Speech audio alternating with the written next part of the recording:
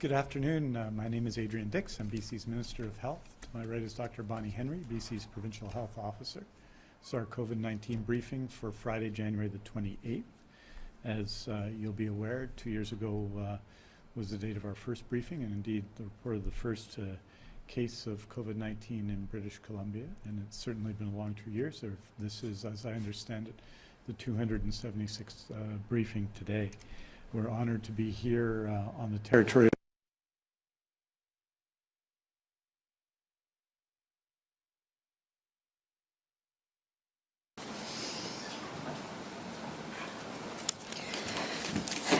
Thank you very much and good afternoon.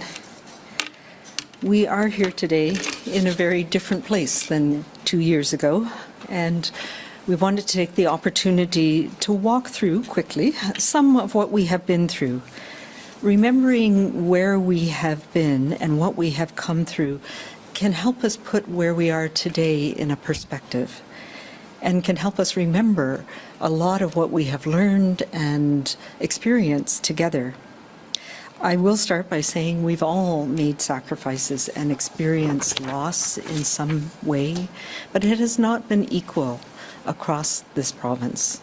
I also want to acknowledge that our COVID journey has not been in isolation, and we also have many other things that have affected us across this province, and from my perspective as well, the ongoing public health emergency of the toxic drug crises that has been profoundly affected by COVID-19 and by the measures that we've put in place across society.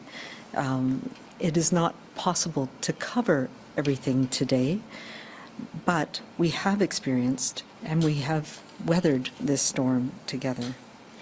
And I do want to acknowledge that particularly the toxic drug crisis is one that we need to bear in mind through all of this. So in this 2 years of working together, 2 years ago today, as Minister Dix indicated, we stood before you to announce our first case of COVID-19, and there was a lot we didn't know. That was the start of our pandemic, and since that time, every single one of us in BC and around the world have been impacted.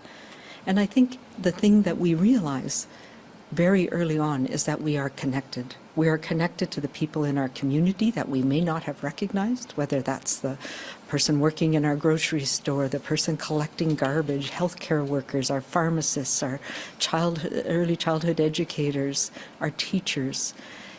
And we are connected globally. And what that tells us is, what we've learned is that what happens in places like recently South Africa, what happens in places like India, Iran, affect us, and that continues to be the case. We've also seen and will show that our collective efforts, your efforts, have saved countless lives and have made a difference. So today, we have over half of our eligible children, 5 to 11, have received their first dose of COVID-19 vaccine. 92.6% of people across British Columbia have received at least one dose of vaccine, and 90% have received their second dose as well. We now have 977 people, and we haven't seen the numbers from today, in hospital with a COVID positive test. And how did we get there? If we think through these last 2 years, we really have gone through 5 different periods or waves, as we've been referring to them. The first really solidified our understanding, and was a lot of unknowns. But from the very beginning, we had a number of goals that we kept to through this whole time. A pandemic response requires extraordinary efforts to control it because of the potential impacts. And a new pathogen and the things that we need to understand to manage it is something that we've experienced here and globally. Early on, we set our goals for this pandemic, and those remain today. And that is to reduce morbidity and mortality, so sickness and death, as much as possible, to protect our healthcare system, because we know if the healthcare system gets overwhelmed, then people who have other issues as well are not able to get the care they need, and that has impacts on our health individually and as a community. And very importantly, to minimize societal disruption, because we know that that also has impacts on our health, both our mental health, our physical health, our emotional health, particularly over time. So as the slides I'm showing you today will show, we have stayed true to these goals as we have learned and changed and adapted again. And we need to continue to adapt. If we look at this slide that we've seen many times, the cumulative case rates, there has been no part of our province that has not been affected by this pandemic. In some places have had the burden of the impact at different times, and we've seen that in the waves that we've been through as well.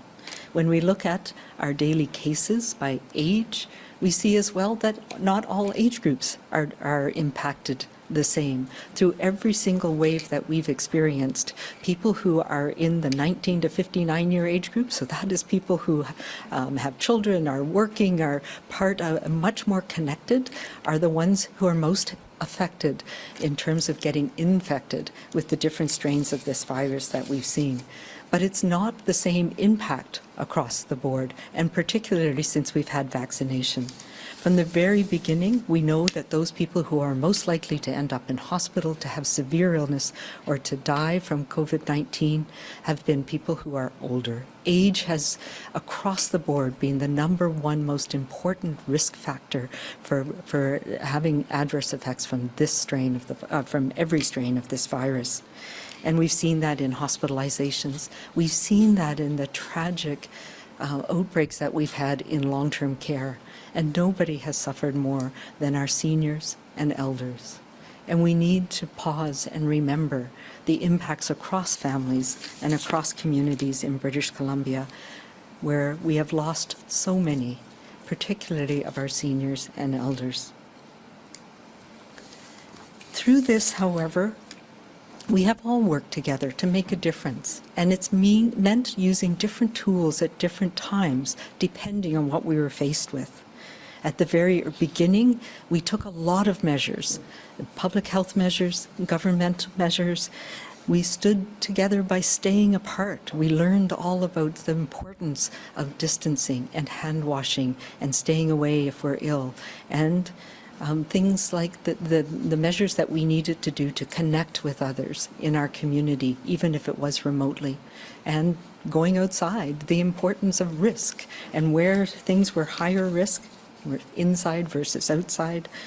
We learned about the things that we could do to protect those in long-term care, but we also learned about the intense impact it had on communities and on families when people were isolated.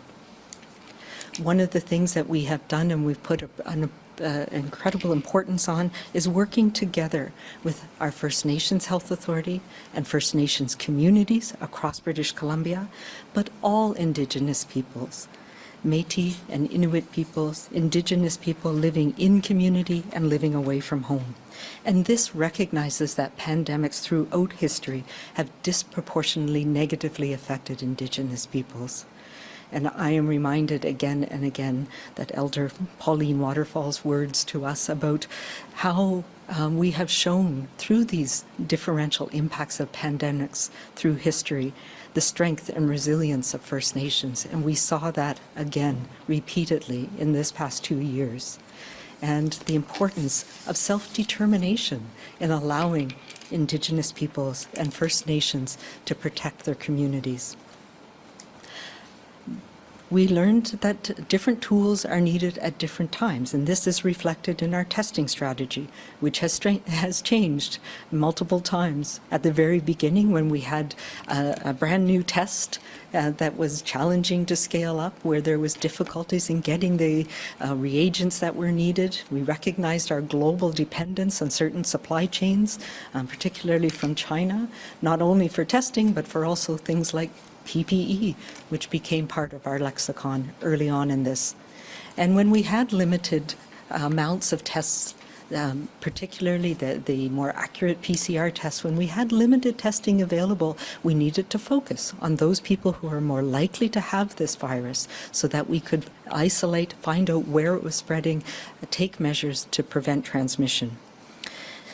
After our first wave, we focused on expanding our capacity to do PCR testing, and we changed our strategy as we moved into our second wave that happened in the fall and winter of 2020, and then again into our third waves and fourth waves. So when we started to see the variants of concern like Alpha and Gamma, and then, of course, Delta. And what we needed to do was find anybody who had symptoms. So that was our message to people, was we knew now that those tools that we had, like case management, contact tracing, were effective for those strains of the virus because we had time to find people. So if we could find people when they had mild symptoms, earliest onset of symptoms, or even asymptomatic if they had been in contact with somebody who was a case, we were able to control and manage the spread through the active use of case and contact tracing.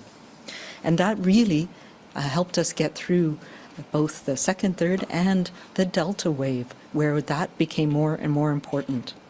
As things changed, again, recently in December of 2021, we had to change our strategy again. There are so many, the intensity and the spread of Omicron meant that we needed to change our approach to testing. It was not possible to continue with trying to test everybody. Our capacity was overreached. So that meant we had to go back to making sure that we had those accurate PCR tests available for those people who needed them most. And we focused again, symptom-based testing still, but on targeted populations. And that's where we are right now.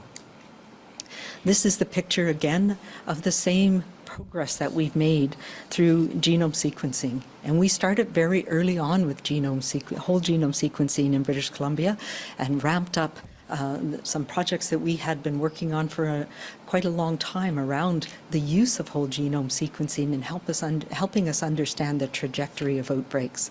And what it showed us early on was that we had a lot of introductions from a conference, a dental conference that was held, from Washington State, from Europe. We could pinpoint, using this whole genome sequencing, where we were seeing cases come in.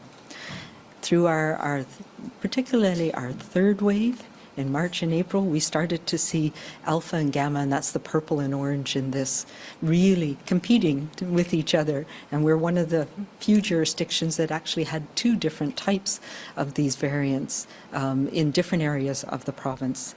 And then, of course, that was replaced over time with Delta across British Columbia.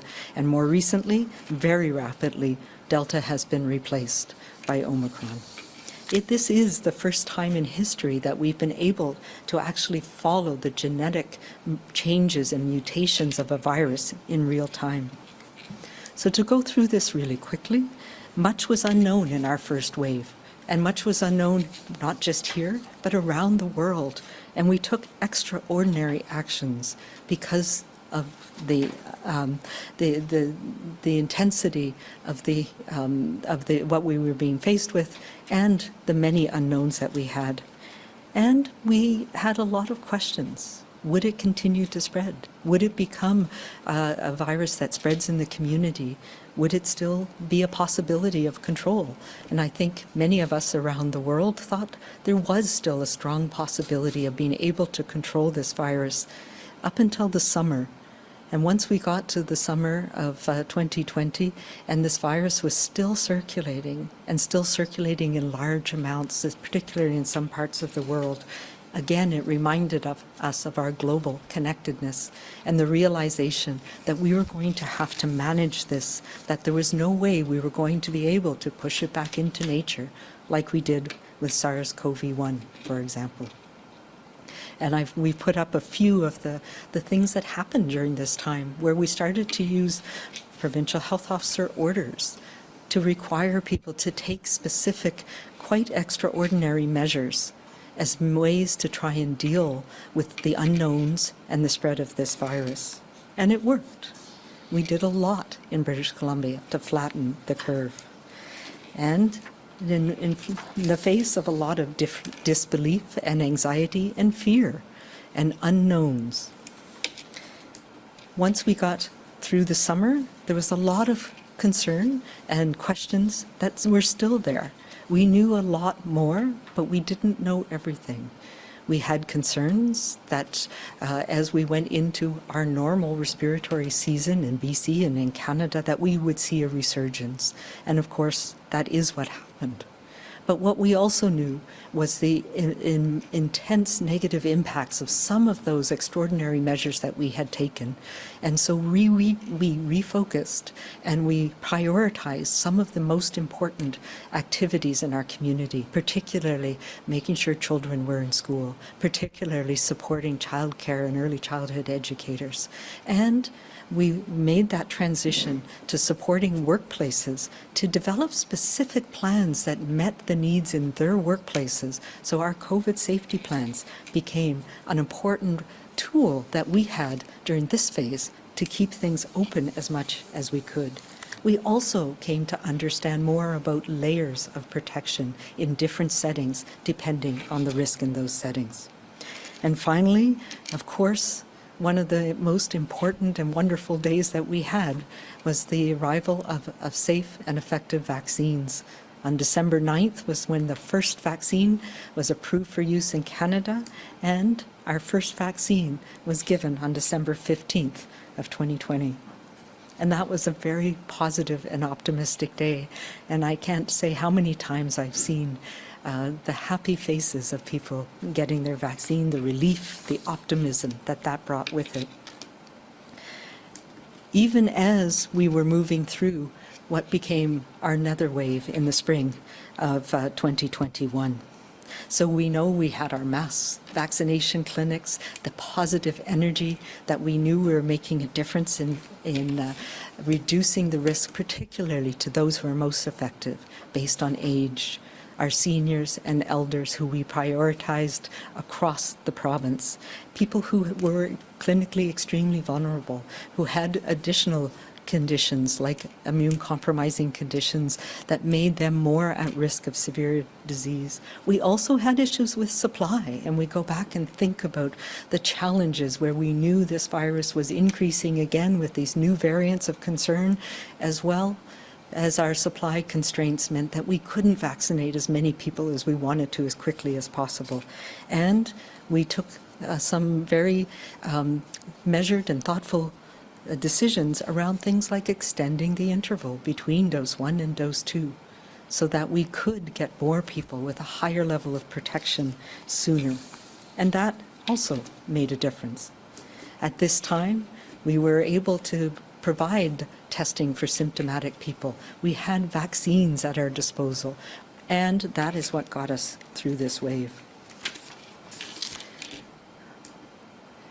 Once we headed into the summer again with our vaccine success, there was a lot of optimism. Certainly I felt it, that with these effective vaccines, we would reach a level of immunity that could help us control and manage this virus in a way that we hadn't been able to up until then. Could this be our last wave? Again, we were reminded of our global connectedness, where we had the rapid emergence of yet another variant of concern, the Delta variant. And the pattern, again, of increased infectiousness meant that that level of immunity we had with the vaccine program that we had so far was not enough to prevent this strain of the virus from transmitting. And it was causing more serious infections, more hospitalizations, more need for ICU care, particularly in people who had not yet had that protection from vaccines. Again, we went back to the tools that were working for us at the time, making sure we had testing available for people around the province, making sure we had our case contact management teams ramped up and working the high-risk settings, increasing our vaccination of people, and we were very successful with that. We also, as we were challenged with Delta, starting initially in regional areas. So through the Delta wave, where we had high vaccination and people were taking these measures, particularly in the Lower Mainland, we weren't seeing the outbreaks that we were seeing in other parts of the province. And we know it was a challenge primarily in the interior and our northern health region. And then in the end of November, we had our first 5 to 11 childhood vaccines, and now those children are coming up for their dose 2. The vaccination program has been immense and tremendous, and we've had such participation. We've had vaccination rates that are hardly imaginable. And to be able to have over 90% of our population agree on the importance of this type of a measure, not just to protect ourselves, but recognizing that what we do made a difference. It made a difference for our families and our communities too. And the wonderful images that we have of young people getting protected as well. And we need to continue to focus on those. Unfortunately, we got hit again. As we were weathering that wave of Delta, Omicron came out of again, the global connectedness that we have. It was first detected globally or reported on globally from South Africa in late November. And by the middle of December, it had been detected and found all over the world, and it had spread rapidly. So we needed to adapt again and use the right tools for the job that we were faced with now, which was an intensity and a spread that was very different from what we had seen even with Delta. And given this speed and intensity, we had to reset our control strategies and respond differently. Each of these waves has had their unique challenges, and our response has adapted to that. We have made extraordinary societal efforts, and these efforts have saved countless lives. If we look at how we have weathered these waves here in British Columbia, we are managing to prevent people from needing hospital care, even as it has stretched our healthcare system. And we have saved lives. There has been loss, and there has been much more people affected in some areas, in some communities than others, and particularly, as I said, our seniors and elders. So what is it that we can take from this? There have been 5 waves, many variants, and likely many more to come. We are in this Omicron era, and we are coming through it. But because the virus has changed, we needed to reset our control strategies. Contact tracing is not something that works with this degree of spread. And it's not possible to test everyone, so we need to focus our testing on those people where we need it most. But we do know there are tools that we have that do make a difference and that are working. We have done the right thing. People have made sacrifices. We got vaccinated. You supported your family, your friends, your neighbors, your community. And right now, the actions we need to take are clear to us. We need to get boosted. That helps us now. That helps us for our longer-term protection. We need to get our children vaccinated to protect them and make sure they can continue to participate in the activities that are so important for their growth and development and health. We need to stay home when we're sick. We need to wear masks. We need to keep our groups small right now until we get through this wave too. And we can look ahead to a time when we have enough immunity and we have enough control that we can start to open up again. And we can take these extraordinary measures away. As we move through this phase, the extraordinary measures will change. And we're looking now towards the middle of February and Family Day when we can start to get back to doing some more things again. This is about recognizing that we have been on an incredibly arduous and long journey. And no, I didn't think we would be on this phase of the journey for this long. but it is the reality that we have to accept. And so much has happened in this last 2 years, but we have the tools and the resources and the wherewithal to help us deal with whatever is going to lie ahead. We know that I lost my train of thought here. We know that COVID-19 will be with us for some time. It's not done with us yet. New variants will surely emerge. Immunity will wane, whether that's from infection or from vaccination. And we know that there's a seasonality, and next fall will bring the increased risk of transmission again. And we need to prepare for that. But we do know that we can get through this, and we will reach a point where we no longer need public health orders, where we no longer need those extraordinary societal efforts, and we can rely on each other to do those individual and collective things that make a difference. This last 2 years, I have not been alone in this journey. We have not been alone. There have been an incredible group of people who have been around us and helping us make these decisions. And I want to thank all of them for the work that they have done and continue to do each and every day. In particular, I want to recognize my public health colleagues across the province, the team at the BC CDC, the PHO office, and thank you to all of the healthcare workers everywhere who have not stopped, who have stepped up and provided care for everyone every day for this last very long period of time. And I will also say today, one of my dear friends and colleagues is retiring, and I want to say my thanks and gratitude to Dr. Richard Stanwyck here in Vancouver Island. And of course, thank you to everybody in British Columbia. In your own unique way, every person in this province has been part of the team that has stepped up and done our part. We followed public health guidance, we flattened the curves, and that has saved lives. You have been kind and calm and compassionate with each other, and that has made it safer for everybody every day. So while we must continue to persevere in this phase of our journey, we need to acknowledge the challenges and loss.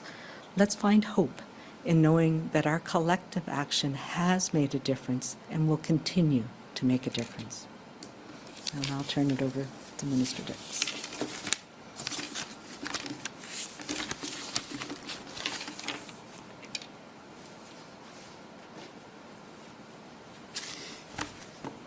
Thank you very much, Dr. Henry, and I wanted to start by just expressing my thanks to all of our healthcare teams across the province, from Dr. Henry and her teams in public health, people working in acute care and home support and long-term care in our pharmacies, people who are working in the community, the extraordinary teams that are working to support people through the public health emergency that is the overdose crisis, which continues, was declared in 2016 and continues and has been exacerbated by the COVID-19 public health emergency. I think our teams have been exceptional, and I am honored to work alongside them as we deal with these two public health emergencies and all the other challenges facing our healthcare system. Since the first wave of COVID, and all the way through, there have been moments when a shift was needed, a change was required, when a difference had to be made. And all along, fundamentally, the difference were all of those healthcare teams and all of us. We made the difference that matters, each of us, all of us, every single time. And that difference is all around each of us.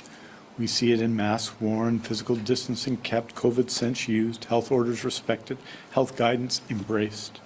We see it in vaccinations developed and then received by us and by our children, in boosters offered and accepted, in all the work we do to make the difference that's required.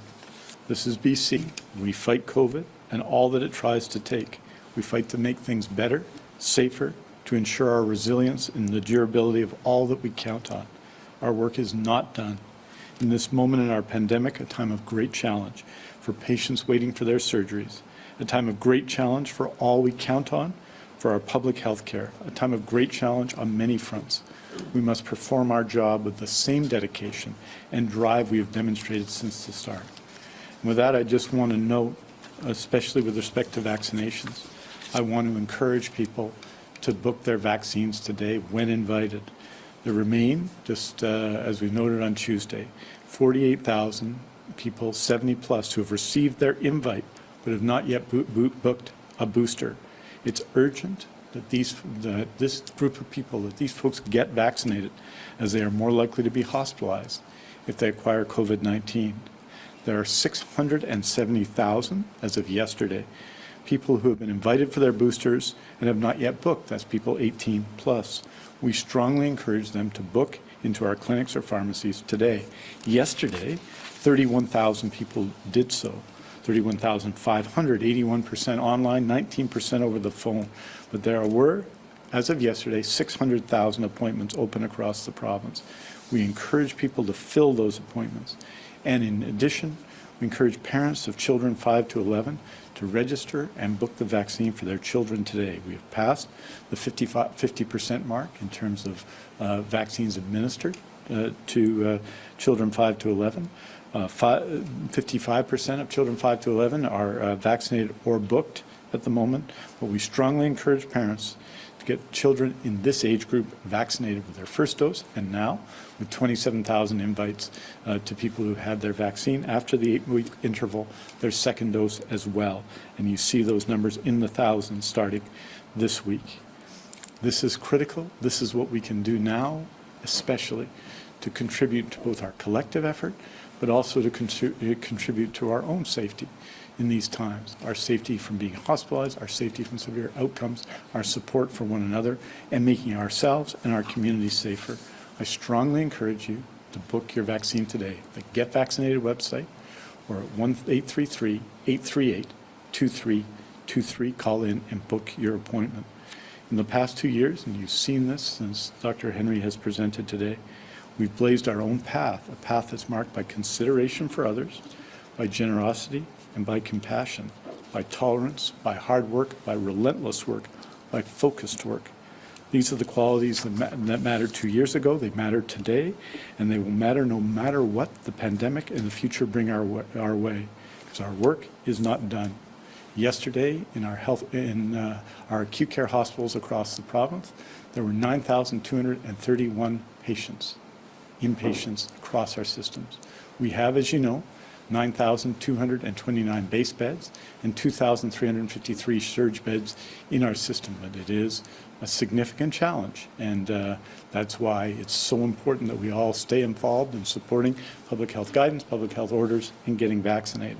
In terms of critical care, there are 510 critical care beds, 218 surge beds. Yesterday, there were 474 people in critical care, including in the last couple of days, an increasing number, again, of unvaccinated people, unvaccinated against COVID-19, who are dealing with COVID-19 in critical care units all over BC. And I'd say, finally, that what got us today to where we are today, and the work that we've done today over the last 2 years, the work we've done together as a province in dealing with this, will get us to tomorrow and beyond. And it's not just in stopping the spread of COVID, but through our essential work required to renew, rebuild, and add new strength and resilience to our healthcare system, the skilled and caring people who deliver it, and the key and essential parts of it that matter so much to each of us and to all of us, from mental health and addictions care to primary care, from neonatal and maternity care to surgical renewal, acute care, long-term care, palliative care, all of the things we do in the community, and all of the things we need to do together to address the social determinants of health. For the Ministry of Health and for me, this work will, like our surgical renewal action, start with a clear assessment of the challenges, then a clear path to address them, each of them. And because sometimes plans fall through, we will make the achievement of those plans a commitment to patients, their families, and those who love and care for them. And then, as we have done with our surgical renewal commitment, we will fulfill those commitments as well. This is an effort that will be led in British Columbia by our Premier, whose commitment to ensuring that at all levels of government, we work together to deliver the health care that people in Canada need and deserve will be there. The work that the Premier is leading with respect to a renewal of the Canada Health Transfer is critical to that. And it's work that we need to focus, when we focus on that work, it's focusing on patients and people and their healthcare needs that's important. Not the jurisdictional needs of governments and all of the debate that goes on, but focusing on people. That's what we will do in all of these areas of healthcare as we continue to deal with the COVID-19 pandemic. We will ensure a BC healthcare system that is renewed, rebuilt, and strengthened after 2 years of enormous challenges with the pandemic and other challenges facing our system and our society, the kinds of things that we have seen in the last 2 years, including moving hundreds, indeed combined thousands of people in long-term care, having to move them because of wildfire and flood. We need to do that because it is the public healthcare system has again, as it always does, demonstrated its value to all of us. And we must demonstrate our belief in its value by continuing to support and invest in supporting a new generation of healthcare workers. In short, our work is not done, not with the pandemic, and not with the public health emergency that's the overdose crisis, and not with our need to invest and support our healthcare system. And with that, it's our honor to take your questions. A reminder to reporters on the line, please press *1 to enter the queue. You'll be limited to one question and one follow-up. Our first question today comes from Gordon Hoekstra, Vancouver Sun.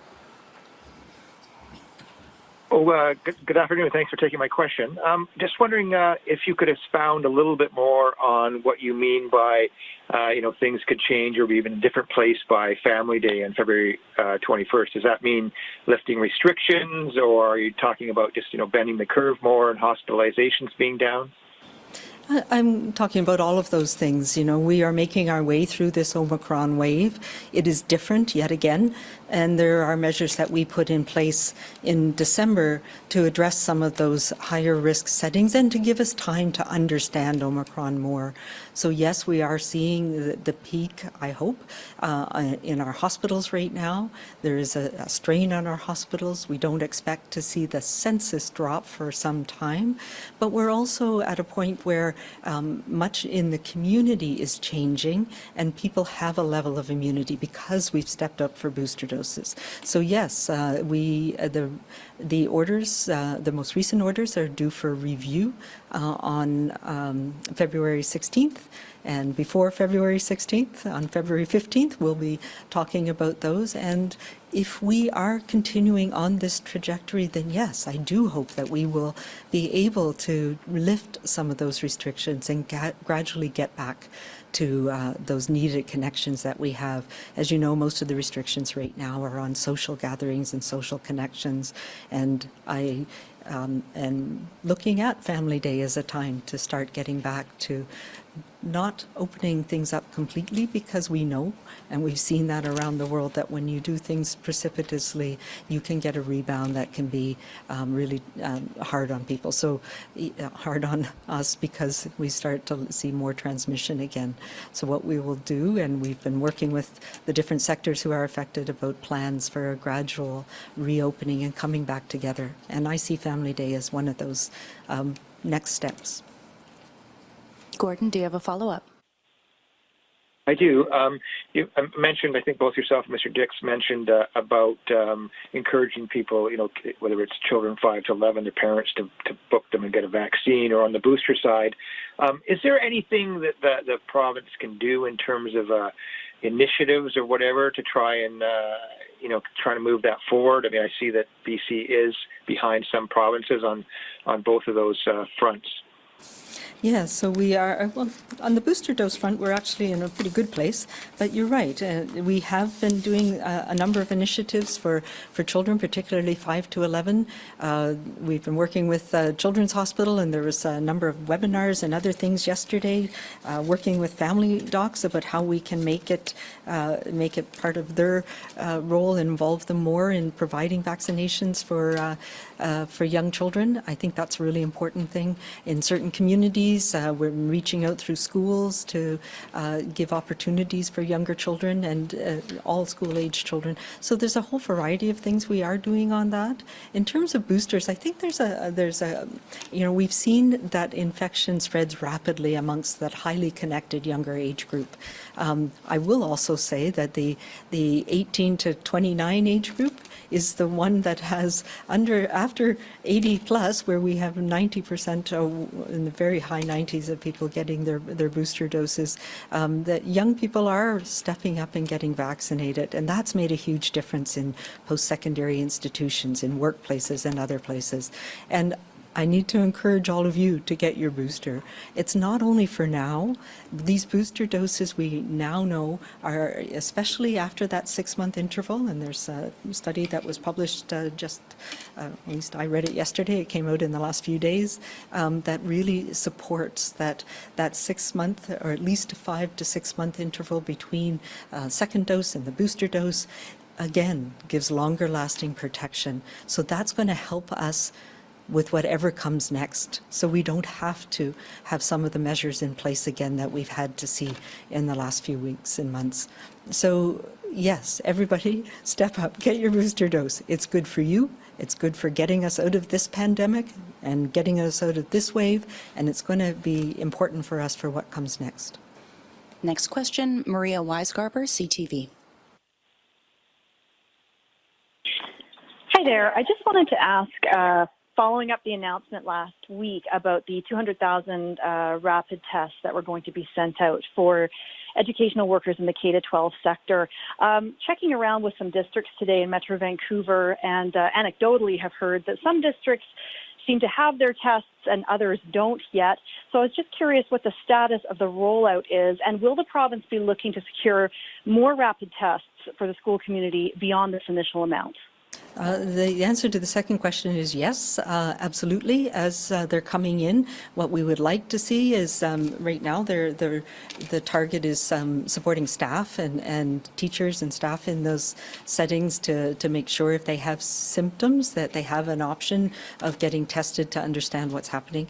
But yeah, once we get a larger supply, and I've said this for several months, what we would like to be able to do is provide them to parents so that you can make those decisions for your child if they have symptoms on any given day.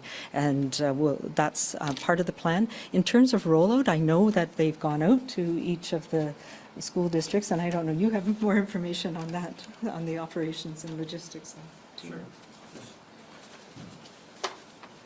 See, yes, they've gone out in their hundreds of thousands. They'll continue to go out. Just to give you an update on where we are as of January 27th, BC's received about 7,528,000 rapid tests. We've deployed 5,737,000 of those. That leaves a current inventory of 1.791 million, 597,000 of which we've received over the last few days. So those are received and then processed and moved out. As you know, about 556,000 of that inventory aren't suitable for deployment or takeaway use.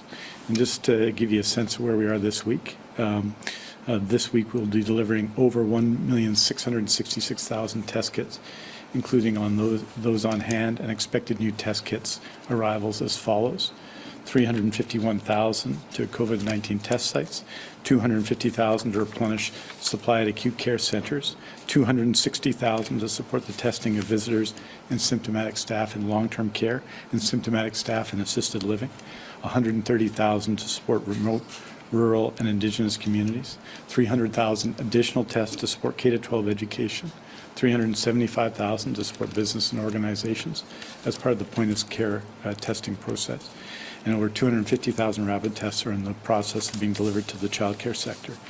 As you know, and I think I laid out on Tuesday, we are expecting between today and the middle of February about 10.5 million rapid tests. That's a reduction in what we expected, but still a considerable amount.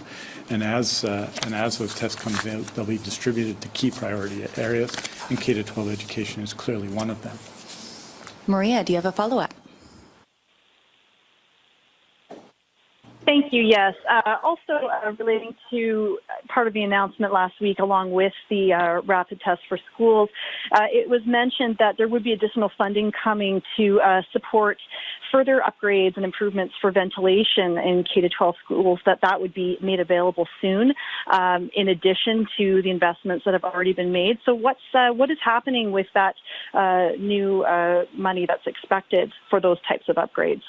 Yeah, I'm afraid you're going to have to refer that to the Ministry of Education. Obviously, they're the people who know all the details of those funding announcemements. I know that they're working very hard on that and that there's been an initiative and every school has been assessed, but I can't give you the details of that specific announcement. Next question goes to Richard Zussman, Global News. Dr. Henry, with NACI's changing guidance today around boosters for 12 to 17-year-olds, where is the province at with offering that age group the boosters? And to the larger issue today, as we plan towards Family Day and easing those restrictions, what do you say to the most vulnerable who won't be able to keep up in terms of their risk will still very much exist as many people are just moving on? Yeah, it is all about balance, and that is why we still have things in place and why we reinforce, as I've mentioned, we reinforce the importance that each of us does around reducing risk in our own family, for ourselves, for our family, our community. So as each of us gets vaccinated, it makes a difference in the amount of virus that's circulating in our community, and that in itself protects those who are most vulnerable.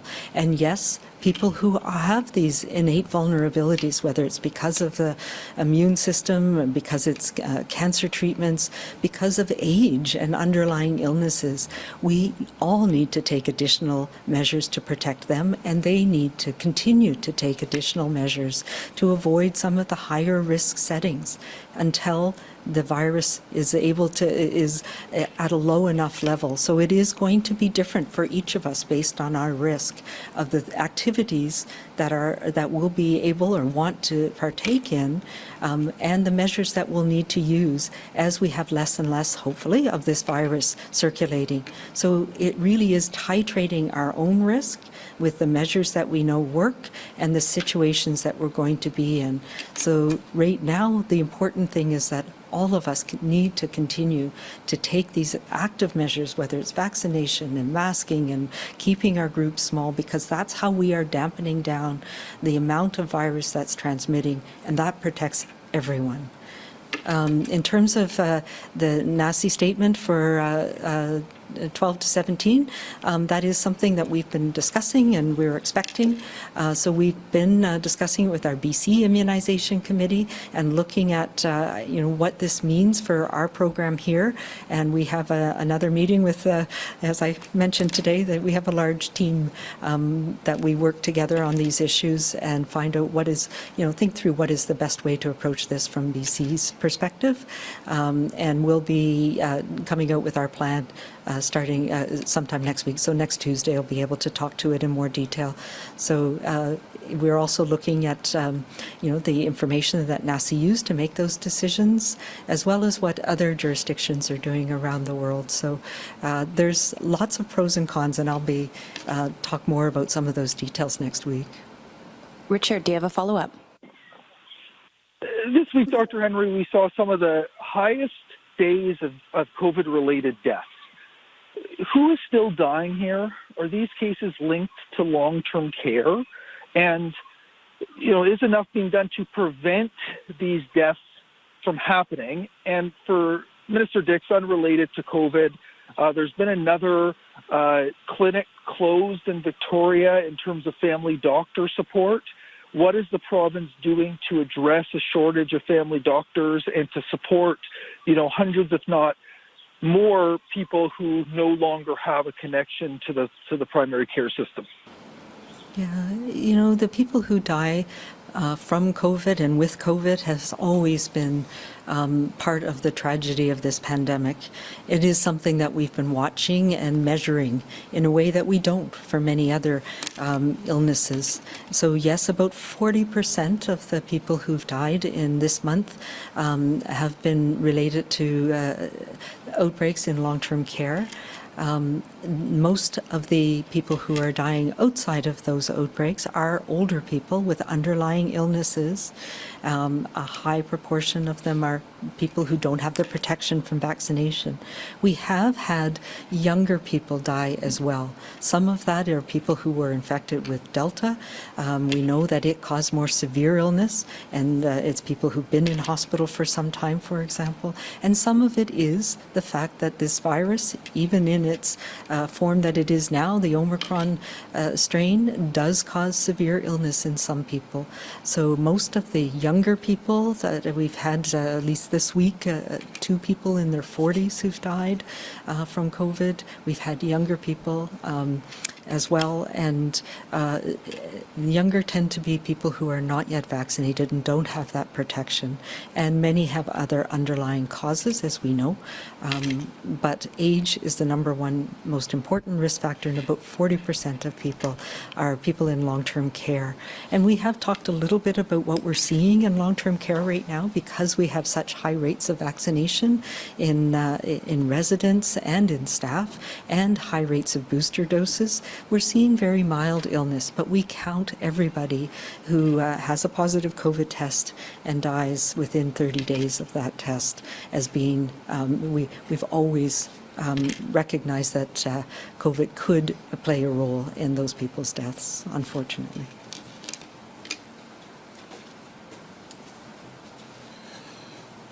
So obviously, there are significant challenges facing, especially in some parts of the province, our primary care system.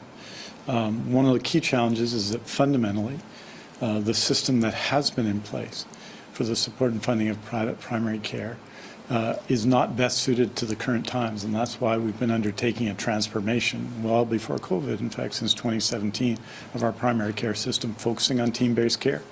So you've seen the development of more than 24 urgent and primary care centers, but also dozens of primary care networks, which support our existing primary care systems, not to the side of it, but our existing systems, including here on the South Island.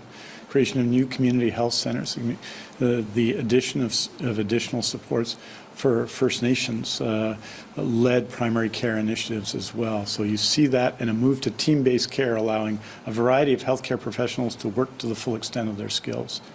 We've also seen, compared to other jurisdictions in Canada, an increase in family practice doctors relative to other jurisdictions. But there are significant challenges. Our existing system is based when a clinic closes, and that's happened, and this is particularly an issue in the South Island. It's a great worry for people, particularly people with chronic diseases who are older, who need healthcare services, and that's why we're doing a lot of work right now here on the South Island with local divisions of family practice to address these problems, because it's not just creating new services which do support us and have been invaluable during the COVID-19 pandemic and building out team-based care, but it's also important to stabilize systems. So that work is being done with local doctors now. I want to emphasize that our core initiative in reforming primary care are primary care networks, which come from local divisions of family practice. So this involves working with doctors, and we've succeeded in doing this in almost 50 communities across BC and community health service areas across BC, where proposals from local divisions of family practice, from local nurse practitioners, come forward, and those proposals are supported and funded. And as a result, more than 800 new staff have been added to support primary care across the province, which is a significant achievement. There is more to do. On the South Island, we're working closely with family practice doctors to address the present situation, present some of the challenges that COVID-19 has brought here, and that's true across BC as well. So that's the work that's happening now. There is a significant initiative in place. Clearly more needs to be done, and we're acting on that, as I noted in my initial remarks. For the next question, we go to Zhao Zhu, Globe and Mail. Hi, Dr. Henry. The definition of an outbreak in long-term care homes appears to have changed. Can you tell how are long-term care homes deciding when an outbreak is declared? And what's the threshold? VCH told us outbreaks continue to be declared by a medical health officer if there is a higher than expected level of transmission. What does that higher than expected level mean? Could you please specify that? Yeah. So yes, and I've said this several times. It is the medical health officer in the local situation that works and assesses the situation in every long-term care home. That has always been the case, and declaration of an outbreak is at the discretion of the medical health officer based on the unique situation in every home. So you will remember that very early on in this, we used our outbreak guidelines, and they're available. We've had them for a long time, respiratory outbreaks in long-term care guidelines that were based on things like influenza. And we found that early on in dealing with COVID, that it was sometimes causing, especially early on, causing mild disease in many people. So we lowered the threshold for making sure that we were being very sensitive and detecting every single case. With Omicron, it's changed again, and it's changed in several ways. One of them is that we're seeing in the highly vaccinated population that we have now in care homes, that it's not causing the same amount of illness. So we've gone back again to looking at, and the definition of an outbreak, this is something we use in epidemiology all the time. It is a number above expected. So it depends on what expected is. And with what we're seeing, transmission in the community, it's around seeing a clinical illness that is severe enough to cause medical concern for a resident. So we are seeing a lot of staff in particular. This is what we're seeing across the board, that staff are infected. They're infected in the community. They have mild illness. Many of them are off for a period of time. So the level of exposures that we're seeing is different, and the severity of illness we're seeing is different in long-term care.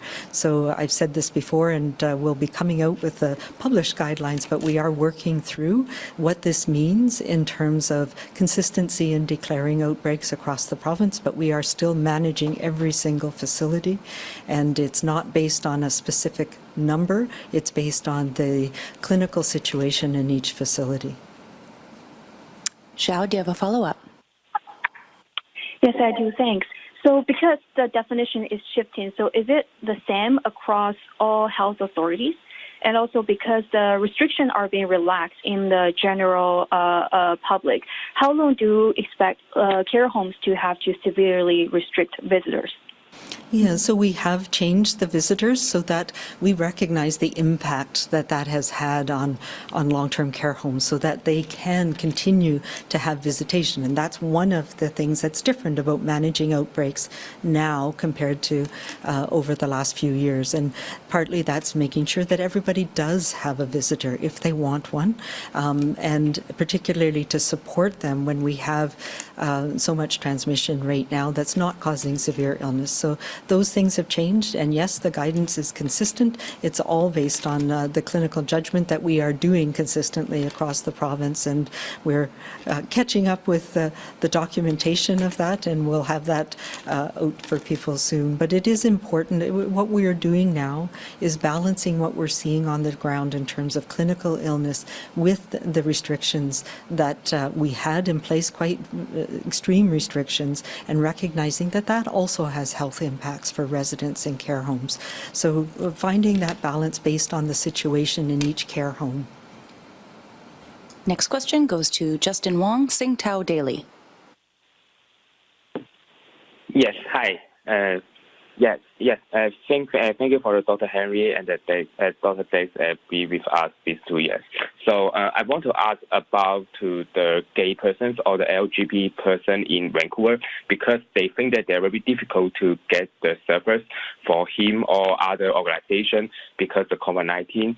They think about the government, they focus on the COVID-19, but they will get any service from the organization. How to think about this issue?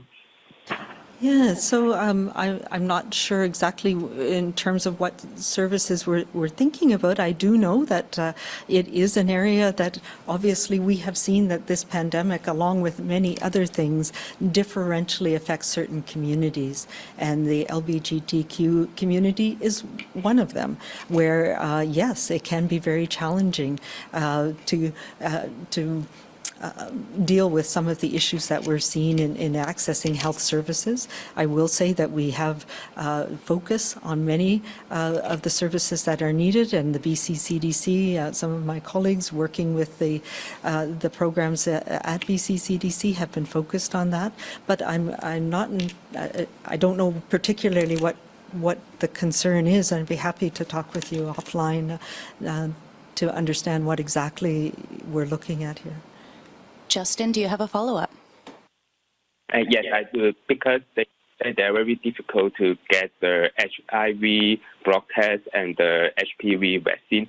They have to ask for the public house or their family's doctor because at the many years ago they are very easy to get it in the community organization. For example, the HIM. Yes, so now they are very difficult to get this service. For example, the PIEP, etc. Yes. I actually had not heard that, because I obviously know him very well, and some of the Center for Excellence in HIV and AIDS and the work that has been done through our community through the clinics at BC CDC. So I'm happy to take that back and discuss with our colleagues about where the issues are. I had not heard that was an issue. So obviously really important services to make sure that people with HIV get what they need and don't have disruptions in their access to medications and treatments. So thank you for bringing that up. Yes, I expect shortly to do an update with Dr. Montagnier in the Center for Excellence for HIV/AIDS in BC, but I think it's fair to say that we continue to lead the way, and having seen the update, and we'll be reporting out on programs such as the PrEP program, which have been exceedingly successful, led by Dr. Montagnier and their teams. So it'll be interested to hear and be able to respond to issues you may have at that time, but I can let you know that you can expect an update on that in detail very soon, and I think it's fair to say, given the quality of the work being done there, that it'll be a very positive update and show what we're doing in British Columbia, and I think what we need to do around the world as well to deal with HIV/AIDS. We have time for one more question. Go ahead. Just to say, you took me a little bit by surprise with that question, but, we have been working very closely with our group in terms of identifying people who may be more at risk, and we've prioritized for many people in that community to be able to receive their vaccines sooner as well. Recognizing particularly people who are living with HIV, that can be a risk factor for more severe illness. We have time for one more question. We'll go to Belle Puri, CBC. Dr. Henry, at the start of your comments today, you said looking back helps to put things into perspective. So 2 years into the pandemic, what is there that you and Minister Dix wish that British Columbia had done differently? What are your regrets? And in English and French, please. Yeah, I'm not sure I'm at the point where regrets are what we need. It's more about looking at how we adapted as we did, and recognizing that change is difficult and it's hard, and it's easy to look back and say, oh, well, that was obvious, it was coming. But when you're looking forward and you don't know how high the wave is going, or when it's going to start, or when it's going to decrease, it is a very different perspective. And I was trying to remind us all that there are many things that were unknowns that we now take for granted in some ways, and that we were very focused on specific tools that served us well through much. But now, as we're changing, or as we're seeing a new virus that has changed, a new strain of the virus that has changed, those old tools that served us well are not are not working anymore, and we need to find new tools and new strategies. And that there is hope that this movement through this phase of it is going to push us to that point where we no longer need to take those extraordinary, public health measures and societal measures to be able to live with this virus and manage it effectively in the future.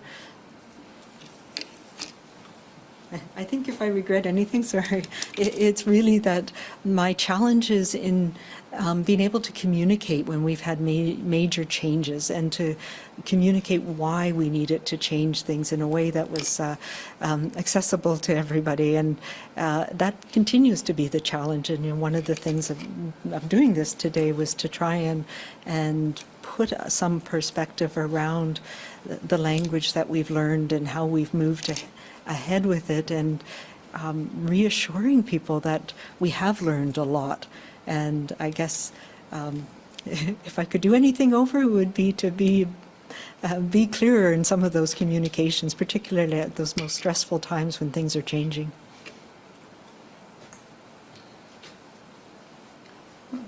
I think what I'd say, Belle, is we're right and still in the middle of this, in this moment of the COVID-19 pandemic, and still working hard to both support people. We have about 900, I think it was 977 people in hospital yesterday.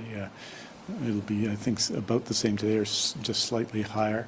And so this is a moment where we're right in the middle of supporting our healthcare systems and supporting one another. I think what I would say is that there's always an assessment after the fact. But I think what I find so impressive about Dr. Henry and her approach and her whole team's approach is not to be stuck, but to continue to learn every day and adapt every day.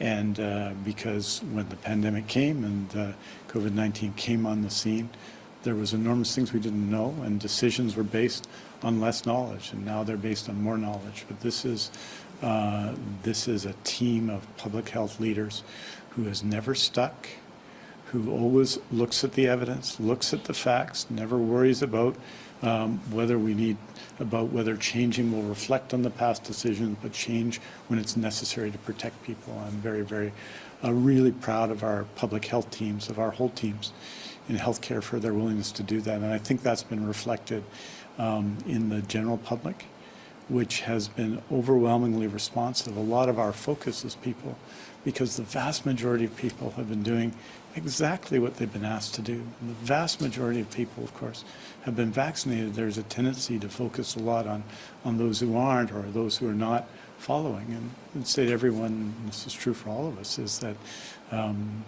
it's not too late to join. It's not too late. Today is the best day, if you haven't been vaccinated, to get vaccinated. And the assessments and the reflections, well, we're right in the middle of this right now, and the Omicron wave of the COVID-19 pandemic. BC has had, relative to other jurisdictions, some success, but there's also been real losses. And rather than focus on my regrets, I think of all the families who've lost people from COVID-19, all the people affected by COVID-19's impact on the overdose public health emergencies, the healthcare workers who work so hard, the grocery workers and other essential service workers. I look at them with a sense of pride and of support, of course, but also an understanding of what so many people have lost in the last 2 years, and that sense of shared grief also drives us forward at this point. Je dirais en français que nous sommes tout au sein de la pandémie maintenant, toujours. La pandémie, ça continue d'exister. Il y a quand même à peu près 980 personnes hospitalisées avec le COVID-19. Il y a à peu près 9231 personnes hospitalisées pour tous les problèmes médicaux, les problèmes médicaux en Colombie-Britannique. Donc, nous sommes en train de travailler là-dessus avec tous nos cœurs et tous les talents de l'équipe de la santé publique et des équipes dans la secteur de la santé en Colombie-Britannique. Je suis fier de fiers des personnes, des gens de la Colombie-Britannique. Mais il faut continuer, hein? Il faut continuer l'effort parce que c'est un moment important et le jour le plus important, c'est aujourd'hui et puis demain pour être vacciné et pour suivre les conseils de la santé publique. Belle, do you have a follow-up? I do, yes, please. With half of the 5 to 11-year-old children in the province still not vaccinated, we're seeing some pushback from parents and teachers on the announcement earlier this week that youth sports tournaments will come back at the start of early next week. So should we expect to see an increase in transmission? And if so, are you okay with that? And if you're not expecting the numbers to go up, why not? And in English and French, please. Just apropos of your last question, I was thinking of Maya Angelou, who says, you know, do the best with what you know, and this is a poor paraphrase, do the best with what you know, and when you know better, do better. And I think that's always been our mantra with my team, about trying to adapt to what we know as we go. Yeah, I was actually a little taken by surprise by that. We know that for some children, that activities in sports and dance and other things is a really important part of their growth and development. And as you know, we have prioritized youth sports and activities for that very reason. I think as adults, we can give up a season of having our old-timers hockey tournament, but as children, those can be really important events for them. So we have prioritized them. We have measures in place, and we worked with Via Sport to make sure that those are are out there with all of the leagues. We've worked together a lot through this pandemic. We meet regularly with the multiple sports leagues, especially for children and youth. And so, yes, I do expect that they will be followed, that we have those guidance in place. It involves making sure that the adults in those settings are vaccinated and doing the right things. And so I don't expect there to be a large increase in cases. I do know that some of the school tournaments, that the school system and teachers and the school districts are working together on whether those are viable right now or not, and that's more because of what we are seeing, that there's strains on our schools across the province because of staff being off with illness particularly, and we've seen some functional closures. So that is up to the school system to try and determine what's the best way to manage school-based sports and competitions. But I don't expect to see an increase in transmission related to youth sports. And I expect that everybody will follow the guidelines that we've put in place to try and do our best to minimize any risk.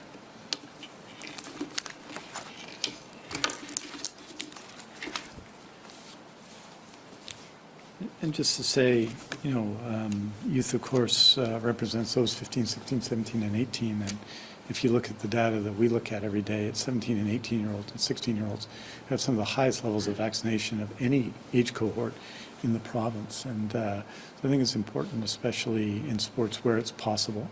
And there are the practical considerations in school sports that Dr. Henry has spoken about, that we return to that, with everyone following the COVID safety plans that need to be in place for those events to be successful. And so I want to acknowledge that a lot of people, people involved in sports in BC, and a lot of people who sort of graduate from sports systems, whether it be 12-year-olds for little leagues or 17 or 18-year-olds for, say, coming up would be the high school basketball tournaments and in BC. These are important moments in their lives, and some people have lost those moments in the last couple of years. And so it's important that we act safely and follow public health guidance, but it's also important that these events take place if they can be done safely. And so that's the direction that public health is given here, and I think it's a good direction. Je dirais en français que la grande majorité des gens